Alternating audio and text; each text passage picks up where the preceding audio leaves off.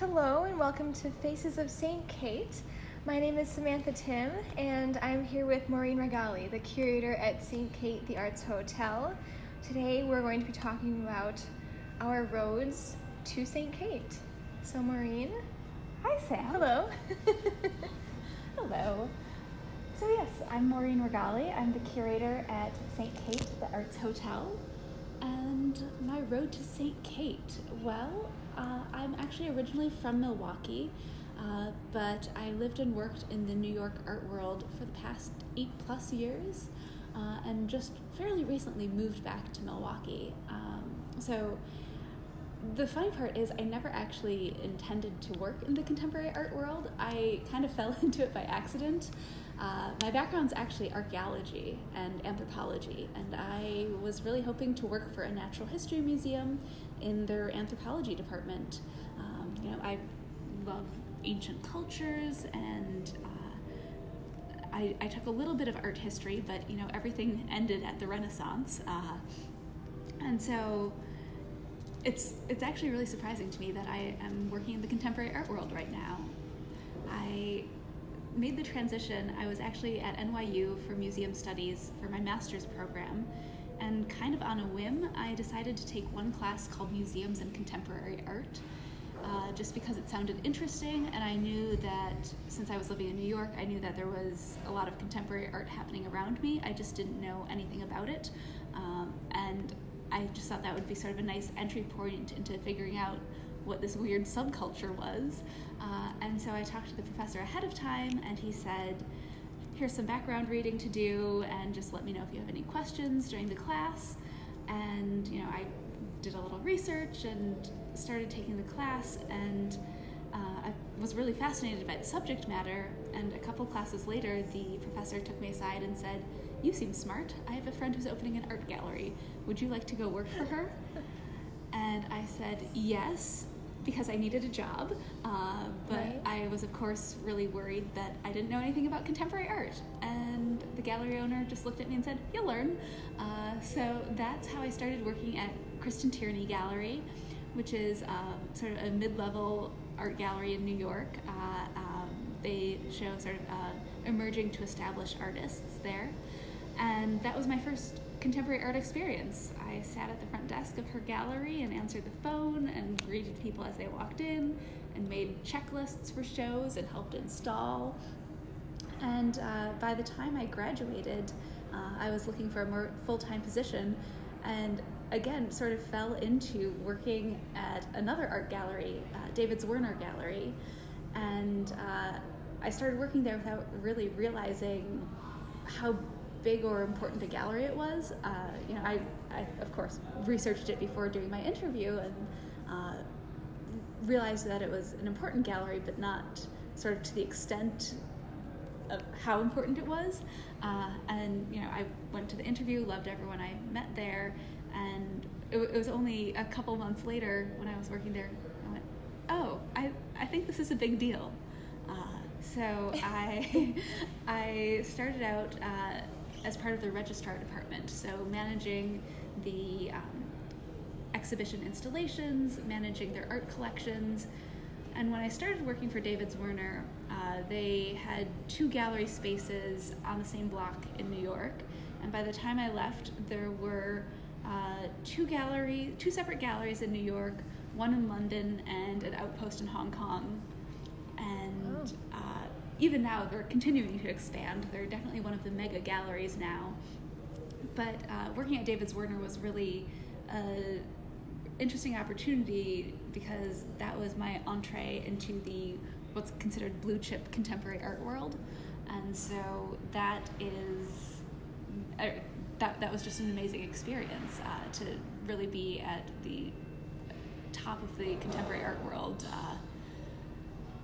And lots and lots of expensive art and very famous artists, and I was almost kind of too young and naive to realize how important they were and how exciting it was.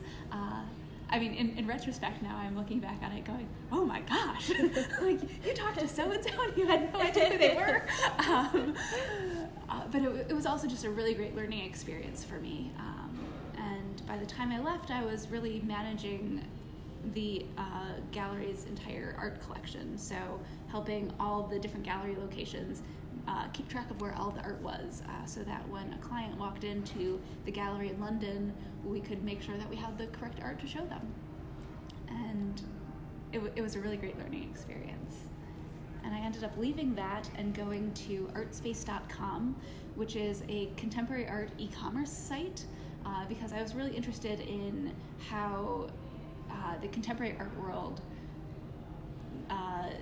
could expand. And I think that being online and engaging with technology is a really important way to make the contemporary art world more egalitarian. And more accessible to people. Exactly. And so one of the things I was doing there was really working with a lot of the galleries and artists who had worked on the site, sort of hand-holding them through the process to think through what it meant to have artwork on the website. Everything from making sure that we had the correct artwork information to making sure that we thought through the shipping process of their artwork. If it was shipping internationally, what regulations did we need to think through, etc. So it was a really fun and exciting experience there as well. And for me, that was a really important experience because it gave me a much broader context for the contemporary art world. I mean, I had worked for this sort of startup gallery and then this mega gallery, but ArtSpace really gave me a broader view of what was going on in the contemporary art world. So I got to look at just a lot of art in a lot of different galleries. And then when ArtSpace downsized, I decided to start thinking about relocating to Milwaukee. And I was doing informational interviews with lots of people and in the Milwaukee art world, and they all kept saying, just move to Milwaukee and we'll figure out something to do with your skill set. And so I did, and it was kind of... here you are. Yeah, it was definitely a leap of faith because there wasn't a clear-cut... I couldn't do the same things that I had been doing in the New York art world in Milwaukee. And so it was important to me to sort of start thinking outside the box of what I had been doing in the art world. And I want to give a huge thank you to the Milwaukee arts community for encouraging me to make that leap and being really supportive when I first landed here and went, is there an art world in Milwaukee? What do I do? How do I find my own niche in this community? And so I was really lucky to connect with John Riepenhoff at the Green Gallery, who, again, helped. I had worked with him briefly in New York, actually. I was familiar with his gallery there and knew that he had a physical gallery in Milwaukee. And so when we connected, he, again, really encouraged me to think about moving to Milwaukee and think about how I could help the Milwaukee art community. And so I started out working with his gallery, the Green Gallery, as the associate director. And that was a really fun entree into the Milwaukee art community for me.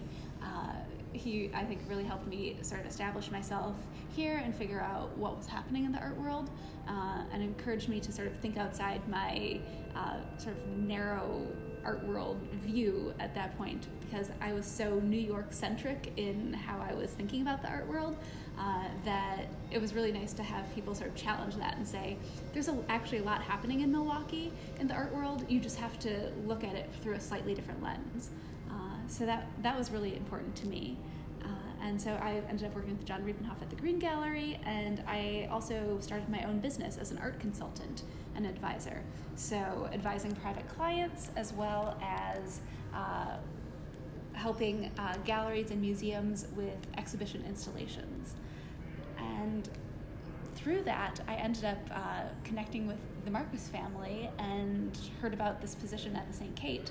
And even though I had never really used the title of curator for myself, I realized that I had all of those skills that... You were curator. Right, I was curating. I just never felt comfortable using that title for myself until just now, really.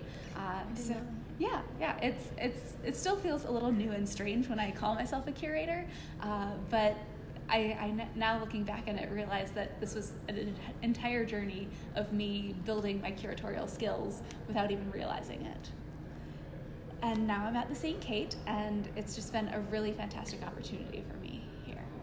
Absolutely. Yes, it sounds like you came with all the right skills and all the right experiences, and I did not know that this was your first position as a curator, because it just sounded like you had been doing that your whole life. It sounded like I knew what I was talking about. You were born a curator. I just kind of assumed that. Yeah. No, I was totally born as a curator. I don't know what you're talking about. Predestined, some would say. Predestined to be a curator. Absolutely. I was predestined to be the curator at the St. Kate. Yeah, I think so. And we're so happy to have you here. And just one question I want to ask before we close. It sounded like you didn't have many connections or any before you moved back to Milwaukee in the art world. And I'm wondering if you can kind of compare and contrast the New York City art scene with the Milwaukee art scene, and how you see that. How do you operate differently within the contemporary art world here? Yes. So in New York, I felt like I was just part of like a cog in a much greater machine that is the contemporary art world. So I did my role as a registrar or as a gallery manager, and that was that. You know, I didn't necessarily have strong personal relationships with a lot of the artists I worked with, and I also didn't feel like I had a lot of control over what we were showing, or that I could help support artists that I really liked. I just felt like I was doing my job and I did it well, but I didn't feel like I had a lot of control over my position in the art world. Whereas in Milwaukee, it's obviously a much smaller city, much smaller art community here, but I think because I came in here with sort of an undefined role, but some really interesting skill sets, the Milwaukee art community and I sort of had this moment of like, well, we can really help each other. So a lot of artists here recognized that I had some great business skill sets that they didn't necessarily have, and I really appreciated being able to form different relationships with artists. Before I strictly had business relationships with artists. I was part of a gallery staff that was there to help sell their art. Whereas here, it's definitely a mixture of friendship and business, as well as one of the things I really appreciated is in New York, I was working with very, very established artists. Whereas in Milwaukee, I'm working with a lot more emerging artists and younger artists. And so for me, it involved sort of a mental shift of how I think about their artwork and how it's going to develop. I'm so used to artists who know exactly what they're doing and they know what they are. And know what they are, know what their art is. And now that I'm working with more emerging artists and younger artists, it's fun to sort of see the potential of where they could go. And so that's just been a really interesting shift in my own perspective as well.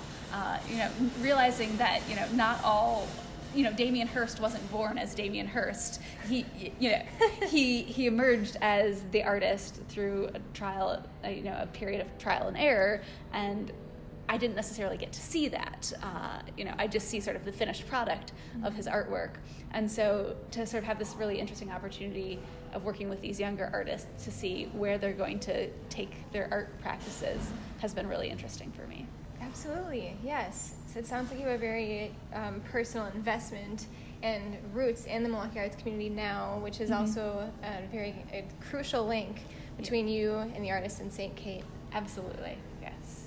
Thank you so much for speaking with us today, Maureen. Thank you. It's been lovely hearing about you. We'll catch you next time on Faces of St. Kate.